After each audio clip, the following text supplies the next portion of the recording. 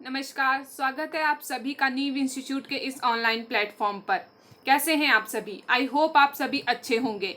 ये क्लास है फिजिक्स की और इसमें हम आज डिस्कस करने वाले हैं फिजिक्स के टॉप 20 एमसीक्यू क्वेश्चन।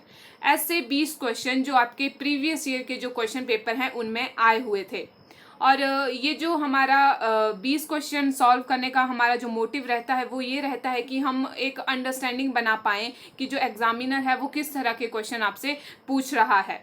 हो सकता है जो हम आज ये 20 क्वेश्चन यहाँ पे सॉल्व करने वाले हैं इन्हीं में से जो है वो क्वेश्चन रिपीट हो जाएं, ठीक है। और बहुत सारे क्वेश्चन जो हैं वो रिपीट होते हैं। तो आइए आज की जो हमारी ये क्लास है इसे अब हम स्टार्ट करते हैं। आपको दिख रहा होगा स्क्रीन पे जो है वो क्वेश्चन नंबर 1 यहाँ पे लिखा हुआ है, which of the following is a closed system. इनमें से कौन सा ऐसा ऑप्शन है जो क्लोज सिस्टम है। जब थर्मोडायनेमिक्स की बात हुई थी या जो चैप्टर हुआ था उसमें मैंने आपको बताया था तीन तरह के सिस्टम थे, क्लोज सिस्टम, ओपन सिस्टम और एक आइसोलेटेड सिस्टम। तो क्लोज सिस्टम क्या होता है? क्लोज सिस्टम वो सिस्टम होता है जिसमें पार्टिकल का एक्सचेंज ना हो, एनर्जी का एक्सचेंज उसमें होता है और पार्टिकल का एक्सचेंज नहीं होता है। जो ओपन सिस्टम होता है उसमें क्या होता है, दोनों का एक्सचेंज होता है, पार्टिकल का भी और एनर्जी का भी। जो आइसोलेटेड होता है उसमें क्या होता है, उसमें ना तो पार्टिकल का एक्सचेंज होता है सराउंडिंग के साथ, ना तो आपके पास एनर्जी का एक्सचेंज होता है। तो यहाँ पर जो है वो ऑप्शन नंबर ए है जेट इंजन, बी है tea placed in steel kettle, C है प्रेशर कुकर, डी है रॉकेट इंजन ड्यूरिंग प्रपल्शन। तो यहाँ पर जो है आपका ऑप्शन नंबर, आप खुद सोचिए कि इसका जो ऑप्शन होगा वो कौन सा सही होगा क्लोज सिस्टम के लिए। क्लोज सिस्टम मैंने क्या बताया कि जिसमें क्या है, पार्टिकल एक्सचेंज नहीं होंगे with the surrounding, but energy जो है वो क्या होगी, एक्सचेंज हो सकती है। तो क्वेश्चन नंबर 1 का जो है वो ऑप्शन नंबर बी यहाँ पे करेक्ट हो जाएगा, that is T placed in a steel kettle. जो स्टील केटल में हमारे पास टी प्लेस्ड होगी वो ऊपर से बंद होगी तो उससे क्या होगा, पार्टिकल एक्सचेंज नहीं होंगे और उसके साथ क्या हो जाएगा, जो एनर्जी है वो एक्सचेंज हो जाएगी, ठीक है।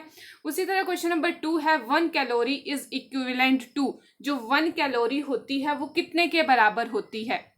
तो यहाँ पर सीधा सीधा आंसर आपके पास आएगा option number C, that is 4.2 into 10⁻7 erg के बराबर होती है। आपको पता है जो 1 जूल होता है वो कितने के बराबर होता है? अगर अर्ग में पूछा जाए तो 1 जूल आपके पास होता है 10⁻7 अर्ग के बराबर, ठीक है।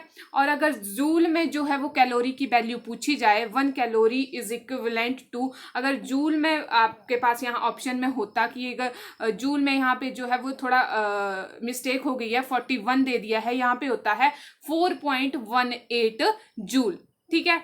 तो यहाँ पर जो है क्वेश्चन नंबर 2 का जो है सही ऑप्शन हो जाएगा आपके पास क्वेश्चन नंबर 2 का जो है option number C, that is 4.2 into 10⁻7 erg. 1 calorie किसके बराबर होती है? Option number C. उसी तरह क्वेश्चन नंबर 2 है, the intensive property among these quantity. एक होती है इंटेंसिव प्रॉपर्टी, एक होती है एक्सटेंसिव प्रॉपर्टी। इंटेंसिव प्रॉपर्टी मैंने आपको बताया है, इन से ही आपको याद रखना है, इन यानी कि इंडिपेंडेंट, इंडिपेंडेंट ऑफ मास, यानी मास पे जो डिपेंड नहीं करती हैं, ठीक है। और एक्सटेंसिव कौन सी होगी? जो मास पे डिपेंड करती होंगी। तो ऑप्शन ए है यहाँ पे मास, बी है वॉल्यूम, सी है एंथैल्पी, डी है मास पर यूनिट वॉल्यूम। यहाँ पे पर यूनिट लगेगा, ठीक है, मास पर यूनिट वॉल्यूम यानी कि डेंसिटी। तो क्वेश्चन नंबर 3 का जो है वो ऑप्शन नंबर डी यहाँ पे करेक्ट हो जाएगा, that is mass per unit volume. और ये क्या होता है आपके पास? डेंसिटी। और डेंसिटी क्या कैसी प्रॉपर्टी है? एक इंटेंसिव प्रॉपर्टी है जो कि क्या है, मास पे डिपेंड नहीं करती। बाकी की जो प्रॉपर्टी है, मास हो गया, वॉल्यूम हो गया, ये कौन सी प्रॉपर्टी है? ये है आपके पास एक्सटेंसिव प्रॉपर्टी, ठीक है। ये वाला जो कॉन्सेप्ट है मैंने आपको जो हमारी क्लास थी थर्मोडायनेमिक्स की उसमें अच्छी तरह से आपको बताया हुआ था। नेक्स्ट क्वेश्चन है हमारे पास question number 4, the lowest temperature at which substance catches fire is called its. ऐसा लोएस्ट टेम्परेचर, वो वाला पॉइंट टेम्परेचर का, मिनिमम पॉइंट या लोएस्ट टेम्परेचर जहां पर जो है जो सब्सटेंस है वो फायर को कैच कर लेता है, ठीक है। तो वो कौन सा टेम्परेचर होगा? ऑप्शन ए है क्राफ्ट टेम्परेचर, बी है इग्निशन टेम्परेचर, सी है क्रिटिकल टेम्परेचर, डी है बॉयल टेम्परेचर। तो इसका डायरेक्ट आंसर है जो लोएस्ट टेम्परेचर होता है जिसपे सब्सटेंस जो होता है वो आग पकड़ लेता है, वो कहलाता है आपके पास इग्निशन टेम्परेचर। यानी ऑप्शन नंबर बी यहाँ पे करेक्ट हो जाएगा कि जो लोएस्ट टेम्परेचर है उसको क्या बोलते हैं हम, दैट इज इग्निशन टेम्परेचर। उसी तरह से नेक्स्ट क्वेश्चन है हमारे पास, number of electron in 1 coulomb of charge. जो 1 कूलम ऑफ चार्ज होता है उसमें कितने नंबर ऑफ जो है वो आपके पास इलेक्ट्रॉन होते हैं। तो ये सभी को मालूम है जो नंबर ऑफ इलेक्ट्रॉन होते हैं एक कूलम चार्ज में वो कितने होते हैं, वो होते हैं हमारे पास option number B, that is 6.25 into 10⁻18। तो ये डाटा भी आपको क्या होना चाहिए, पता होना चाहिए। नेक्स्ट क्वेश्चन है, the force between the electron separated by a distance r varies as. ये किस चीज की डेफिनेशन है आपके पास, ये किस चीज के बारे में बताया गया है। ये force between the electron separated distance by a r, ये बात कर रहे हैं आपके पास कूलम लॉ की, ठीक है। तो जो आर डिस्टेंस है वो किसके साथ वेरी करता है, या जो फोर्स होती है, the force between the electron separated by distance r varies as, किस तरह से होता है, क्या वो डायरेक्टली प्रोपोर्शन होता है, क्या वो इनवर्सली प्रोपोर्शन होता है, किस तरह से होता है आर, जो हमारे पास कूलम लॉ होता है उसमें। तो ये आर जो हमारे पास यहाँ होता है इनवर्सली प्रोपोर्शन होता है। जिस तरह से आपने जो ग्रेविटेशन के चैप्टर में जो आर होता है, जो रेडियस होता है, वो क्या होता है, इनवर्सली प्रोपोर्शन होता है। उसी तरह जब हम कूलम लॉ की बात करते हैं तो उसमें जो रेडियस होता है आर होता है वो इनवर्सली प्रोपोर्शनल होता है और वो आर स्क्वायर होता है। तो यहाँ पर जो है वो क्वेश्चन नंबर 6 का जो है वो ऑप्शन नंबर डी जो है वो करेक्ट हो जाएगा, ठीक है।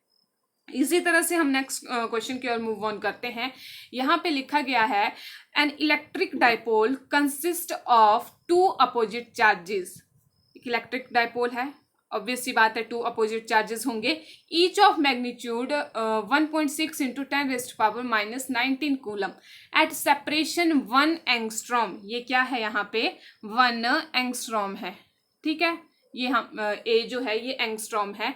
द डाइपोल मोमेंट इज, हमारे पास जो है वो डाइपोल मोमेंट यहाँ पे पूछा हुआ है। तो डाइपोल मोमेंट कैसे निकालते हैं, आपको पता है जो डाइपोल मोमेंट होता है उसको निकालने का फॉर्मूला क्या होता है, P = Q इंटू डी। क्या होता है, Q इंटू डी। तो चार्ज जो है वो यहाँ पे कितना दिया हुआ है, जब आप डाइपोल मोमेंट निकाल रहे हो तो आपको पता होना चाहिए जो चार्ज है वो कितना दिया हो। चार्ज दिया हुआ है 1.6 इंटू 10⁻⁻19 और डिस्टेंस यानी जो सेपरेशन है वो कितनी बात की हुई है, वो बात की हुई है 1 एंगस्ट्रॉम की। कितनी बात की हुई है, 1 एंगस्ट्रॉम की। और ये जो 1 एंगस्ट्रॉम होता है वो कितने के बराबर होता है, जो 1 एंगस्ट्रॉम होता है आपके पास वो होता है 10⁻⁻10।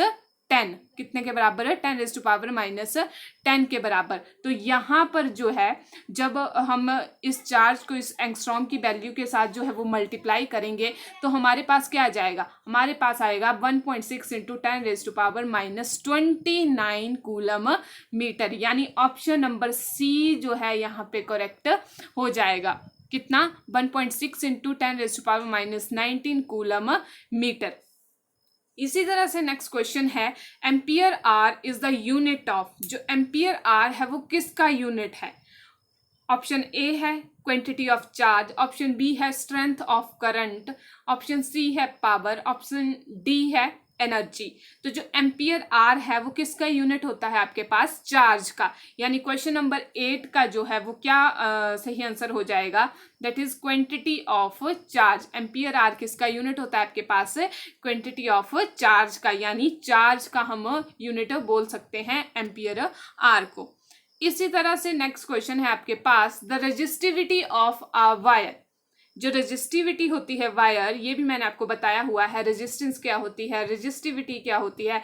जो रेजिस्टिविटी होती है वायर की, क्या वो वेरी करती है लेंथ के साथ, मतलब चेंज हो जाएगी जैसे जैसे लेंथ बढ़ेगी या कम होगी, या फिर वेरी करेगी मास के साथ, या फिर मास के साथ जो है वो कम और ज़्यादा होगी, या वेरी करेगी with the it cross section, कि वो कितनी मोटी है कितनी पतली है उसके साथ जो है वो वेरी करेगी, या फिर is independent of length, cross section and mass of the wire. तो जो रेजिस्टिविटी होती है वायर की या किसी भी ऑब्जेक्ट की जो रेजिस्टिविटी है ये इंडिपेंडेंट होती है। तो यहाँ पर जो है वो ऑप्शन नंबर डी करेक्ट हो जाएगा क्वेश्चन नंबर 9 का। ये इंडिपेंडेंट होती है। इंडिपेंडेंट का मतलब है ये डिपेंड नहीं करती है, ना ये लेंथ पे डिपेंड करती है, ना ये क्रॉस सेक्शन पे, ना ये मास पे जो है वो डिपेंड करती है। ठीक है, इसी तरह क्वेश्चन नंबर 10 है आपके पास, light is reflected from a reflecting surface, which property of the light wave remain unchanged।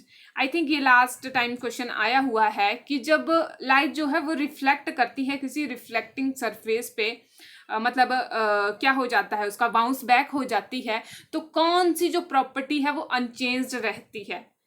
Option A है direction of motion, option B है स्पीड, ऑप्शन सी है वेवलेंथ, ऑप्शन डी है फ्रीक्वेंसी। तो हमारे पास जो सही आंसर होगा, जो अनचेंज्ड रहता है, जिसमें कोई डिफरेंस नहीं आता है, वो रहता है option number D, that is frequency. Frequency जो है वो क्या रहती है, टकराने के बाद भी लाइट की सेम रहती है, यानी अनचेंज्ड रहती है। ठीक है, इसी तरह से नेक्स्ट क्वेश्चन है हमारे पास question number 11, two mirror are kept at 60 degree to each other. दो मिरर हैं आपके पास जो 60 डिग्री के एंगल पर रखे हुए हैं। ठीक है, each other and body is placed eight middle, body है, ऑब्जेक्ट है जो मिडल में प्लेस्ड हुआ है। The total eight middle the total number of image is formed.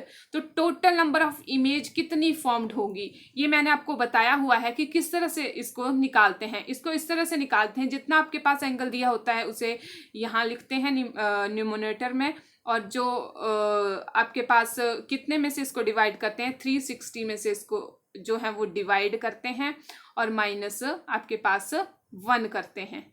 ठीक है, तो सॉरी, यहाँ पर जो है 360 ऊपर लिखते हैं, और जो एंगल है आपके पास वो नीचे लिखते हैं, और -1 करते हैं। तो ये यहाँ से कट हो जाएगा, 6 - 1 that is 5। Option number C जो है वो आपके पास करेक्ट हो जाएगा। कितनी इमेज यहाँ पे फॉर्म्ड होंगी, 5 इमेज जो है यहाँ पे फॉर्म्ड आपके पास होंगी। ठीक है, क्वेश्चन नंबर 12 है आपके पास, an object is placed at a distance of 0.3 metre from a concave mirror, if the magnification is half then the focal length of the mirror. आपको जो है इस क्वेश्चन में फोकल लेंथ निकालनी है, जो जो आपके पास डाटा दिया है उसका यूज करके। ठीक है, तो सबसे पहले आप देखिए कि जो ऑब्जेक्ट का डिस्टेंस दिया है, यानी u दिया है आपके पास 0.3, तो हम कैसे लेते हैं, आपको पता है जो डिस्टेंस ऑब्जेक्ट का वो किस तरह से लेते हैं, माइनस में, यानी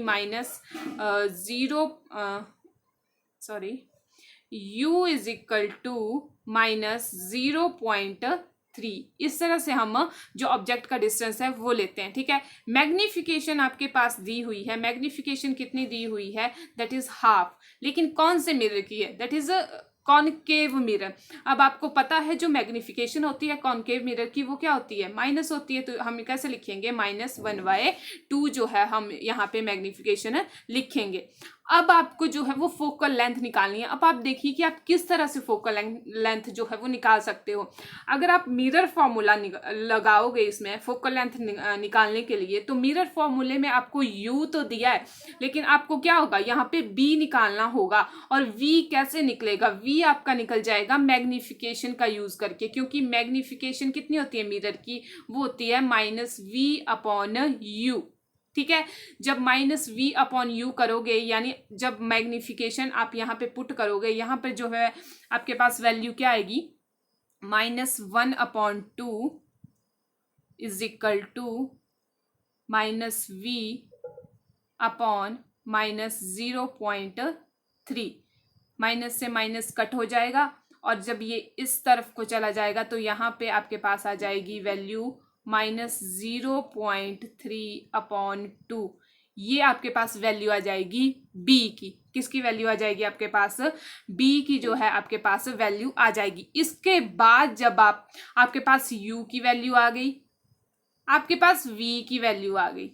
ठीक है, जब आप इन दोनों वैल्यूज का यूज करके जो है वो मिरर फॉर्मूले में पुट करोगे, मिरर फॉर्मूला क्या होता है आपके पास, मिरर फॉर्मूला होता है 1/v + 1/u is equal to 1/2। F यानी फोकल लेंथ। जब इन डाटा का यूज करके जब आप मिरर फॉर्मूले में इसको पुट करोगे तो आपके पास जो है वो आंसर आता है 0.1 मीटर। कितना आता है? 0.1 मीटर जो है आपके पास यहाँ पे आंसर आ जाएगा। बहुत इजी है, मैंने हाफ क्वेश्चन आपको सॉल्व करके बता दिया है। नेक्स्ट मैंने आपको फॉर्मूला बता दिया है, डायरेक्ट जो है वो आपको फॉर्मूले में पुट करनी है वो वैल्यूज, और आपके पास ये जो आंसर है 0.1 मीटर जो है वो आंसर आ जाएगा, यानी फोकल लेंथ आ जाएगी ऑप्शन नंबर ए 0.1 मीटर। उसी तरह क्वेश्चन नंबर 13 है, which of the following is use to obtain a virtual and diminished image. Virtual and diminished image जो है वो किस तरह से प्राप्त की जा सकती है, या किसका यूज करके जो है वो डिमिनिश्ड और वर्चुअल इमेज जो है वो हमें मिलेगी। इमेज की बात की जा रही है, ठीक है, तो हम इसमें जो है वो मिरर का कॉन्सेप्ट लेके आएंगे कि कौन सा मिरर हम यूज करें जिससे क्या होगा, हमें वर्चुअल और जो है वो डिमिनिश्ड इमेज मिलेगी। अगर हम मिरर की बात करते हैं तो यहाँ पे क्या होगा, ऑप्शन नंबर वी जो है वो करेक्ट हो जाएगा, क्योंकि प्लेन मिरर से तो हमें नहीं मिलेगी वर्चुअल एंड इरेक्ट इमेज। ठीक है, कौन सा यहाँ पे मिरर यूज होगा, कॉन्वेक्स मिरर। जो बोर्ड के द्वारा आंसर उठाया गया है वो यही उठाया गया है, question number B, that is convex mirror. ठीक है, क्वेश्चन नंबर 14 है यहाँ पे, the refractive index of water is 1.33, what will be the speed of light in water. ठीक है, तो आपको पता है कि ये किस तरह से निकालते हैं। इसको निकालने के लिए क्या करना पड़ता है, इसको निकालने के लिए एक फॉर्मूला है जो मैंने आपको बताया है किस तरह से निकालते हैं।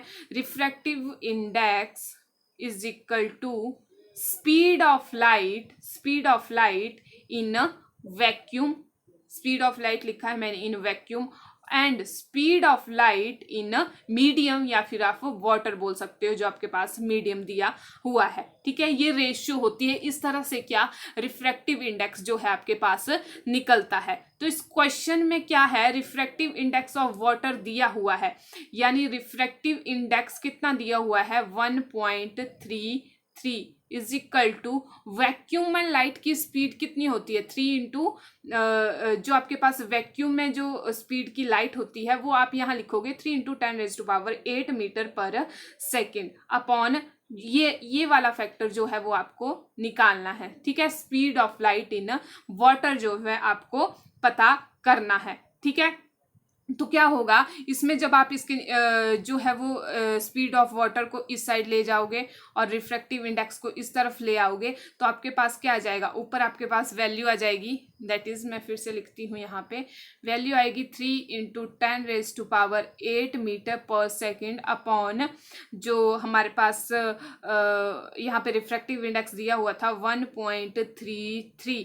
जब आप इस इक्वेशन को जो है सॉल्व करोगे तो आपके पास आंसर आएगा option number B, that is 2.26 into यहाँ पे कई टाइम 5 भी आ जाता है। ठीक है, अप्रॉक्सीमेटली। ठीक है, तो यहाँ पे 2.26 इंटू 10⁸ मीटर पर सेकेंड जो है वो आपका सही आंसर जो है वो हो जाएगा।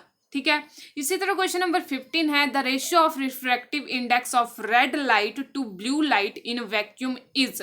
जो रेशियो है रिफ्रैक्टिव इंडेक्स की रेड लाइट की और आपके पास ब्लू लाइट की, वो कितनी होती है। ठीक है, वैक्यूम में बात की हुई है, तो हमारे पास जो रिफ्रैक्टिव इंडेक्स होता है रेड लाइट का वो 1 पॉइंट समथिंग ही होता है, और उसी तरह ब्लू लाइट का जो रिफ्रैक्टिव इंडेक्स होता है वो भी 1 पॉइंट समथिंग ही होता है। जब इनकी रेशियो निकालते हैं, जब हम रेशियो काउंट करते हैं तो वो हमेशा जो है वो लेस देन यूनिटी आती है। यूनिटी का मतलब होता है 1। ठीक है, वो लेस देन 1 ही आती है। तो क्वेश्चन नंबर 15 का जो है वो डायरेक्ट आंसर हो जाएगा option number A, that is less than unity. कितना? Less than unity. उसी तरह नेक्स्ट क्वेश्चन है, when a wave get refracted into a denser medium the wavelength and speed of propagation. क्या होगा उनके साथ?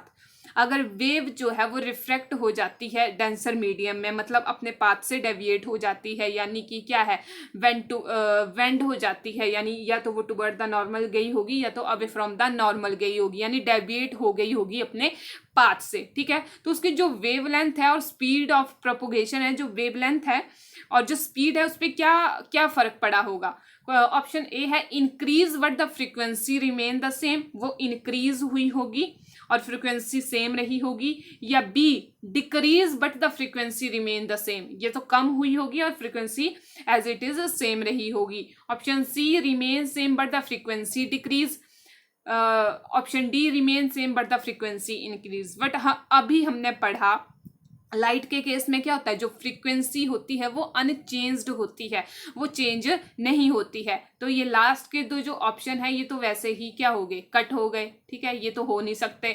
अब बचा हमारे पास ए और बी। अब आप खुद देखिए, जब रेयर से डेंसर की ओर जा रही होगी, या जो डेंसर एक मीडियम है, डेंसर में क्या होगा, पार्टिकल क्या होते हैं, क्लोज क्लोज होते हैं, ठीक है। तो डेंसर मीडियम में जो लाइट की स्पीड होगी वो क्या होगी, आप खुद बताइए, इंक्रीज होगी या डिक्रीज होगी। फ्रीक्वेंसी तो सेम होगी, ये तो हमें पता है, लेकिन जो स्पीड है या फिर जो वेवलेंथ है उसमें क्या डिफरेंस आएगा।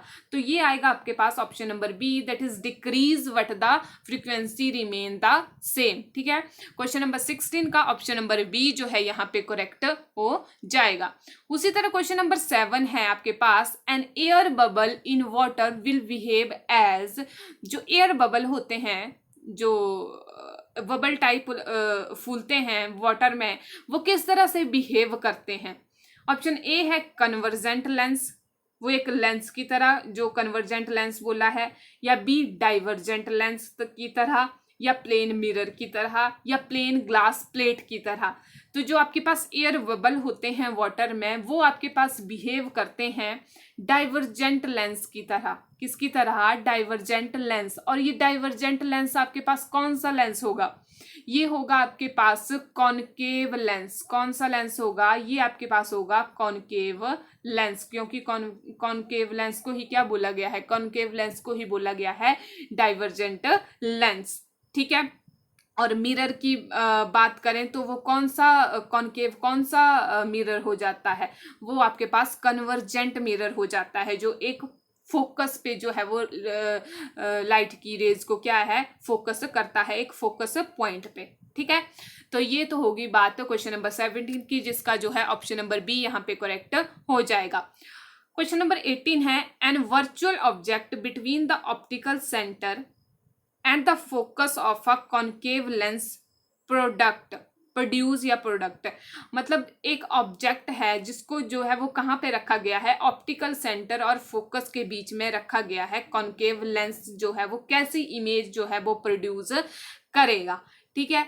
तो आपको पता है जब ऑब्जेक्ट को कहाँ रखा जाता है, ऑब्जेक्ट को ऑप्टिकल सेंटर और फोकस के बीच में रखा जाता है, तो वो कैसी इमेज जो है वो बनाते हैं। अगर हम कॉनकेव लेंस की बात करें तो वो हमेशा आपके पास इमेज बनाते हैं अ वर्चुअल एंड इरेक्ट इमेज। कौन सी, वर्चुअल एंड इरेक्ट इमेज जो है वो बनाते हैं, यानी ऑप्शन नंबर सी जो है यहाँ पे करेक्ट हो जाएगा।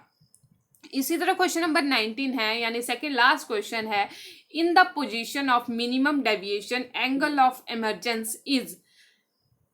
डेविएशन, एंगल ऑफ डेविएशन का मतलब होता है जो लाइट है जो किसी प्रिज्म के थ्रू जा रही है वो कितने एंगल से डेविएट हुई। डेविएट का मतलब वो कितने एंगल से जो है वो अपने पाथ से जो है वो हट गई, ठीक है, डेविएट हो गई। तो यहाँ क्या बोला है, जो एंगल ऑफ इमरजेंस बनता है, एंगल ऑफ इमरजेंस कब बनता है, जब जो रे ऑफ लाइट है जो एग्जिट करती है, एमर्ज्ड होती है, निकलती है, ठीक है, वो किसके बराबर होती है, एंगल की बात की हुई है। एंगल ऑफ इमरजेंस किसके बराबर होता है, तो मैंने आपको बताया है जो एंगल ऑफ इमरजेंस होता है वो एंगल ऑफ इंसिडेंस के बराबर होता है, जितने एंगल से जो लाइट है वो फॉल हुई होगी, ठीक है, इंसिडेंस हुई होगी। तो ऑप्शन ए है equal to the angle of incidence, lesser than the angle of incidence, perpendicular the first refracting surface, या perpendicular to the second refracting surface. तो यहाँ पे सीधा सीधा जो आंसर है वो कौन सा सही हो जाएगा, equal to the angle of incidence, ठीक है। उसी तरह से क्वेश्चन नंबर 20 है आपके पास, a prism split a beam of white light into a 7 constituent colour, this is so because जो प्रिज्म है वो वाइट लाइट को 7 कलर में क्या कर देता है, मतलब जो वाइट लाइट होती है उसे 7 कलर में डिवाइड कर देता है, ठीक है। विवग्योर आपने पढ़ा होगा। ये किसकी वजह से होता है, ये क्यों जो है वो वाइट लाइट को जो वो 7 कलर में जो है वो जो हमारे पास 7 कलर आते हैं, ये क्यों होता है। ऑप्शन ए है phase of different colour is different, जो फेज होते हैं कलर के वो डिफरेंट होते हैं। Amplitude of the different colour is different, या जो फिर एम्पलीट्यूड होता है वो डिफरेंट होता है, उसकी वजह से जो है वो 7 कलर मिलते हैं। या फिर energy of different colour is different, या तो एनर्जी उनकी क्या होती है, डिफरेंट होती है, तो हमें 7 कलर मिलते हैं। ऑप्शन नंबर डी है velocity of different colour is different. तो इसका जो सही आंसर है, करेक्ट आंसर है, वो आपके पास हो जाएगा option number D, that is velocity of different colour is different. Velocity या फिर हम वेवलेंथ जो है वो बोल सकते हैं, या तो वेलोसिटी या वेवलेंथ जो है वो डिफरेंट होती है हर एक कलर की, जिसकी वजह से जो वाइट लाइट है वो 7 कलर में जो है वो बंट जाती है एक तरह से, ठीक है। तो ये थे आपके पास से 20 most important question, MCQ question, जो हमने यहाँ पे एक बेहतर अंडरस्टैंडिंग के साथ समझे, और इसी तरह के और भी क्वेश्चन हम लेके आते रहेंगे। उससे आपका एक तरह से प्रैक्टिस हो जाएगी कि किस तरह से क्वेश्चन आते हैं, और सबसे बड़ी बात कि क्या पता यहाँ से जो है वो क्वेश्चन रिपीट हो जाएं। तो मिलते हैं अपनी नेक्स्ट क्लास में, जिसमें जो है हम जो हमारा चैप्टर चला हुआ है उसको ही हम आगे कंटिन्यू करेंगे। फिलहाल के लिए तो हमारा जो चैप्टर था कॉन्वेक्स मिरर या लेंस या मिरर की बात करूं, वो चैप्टर हमने स्टार्ट किया था। उसके बाद जो है हम ह्यूमन आइज के बारे में पढ़ेंगे। ह्यूमन आइज से भी आपके बहुत से क्वेश्चन जो हैं वो पूछे जाते हैं। तो मिलते हैं अपनी नेक्स्ट क्लास में, तब तक के लिए thank you, have a nice day.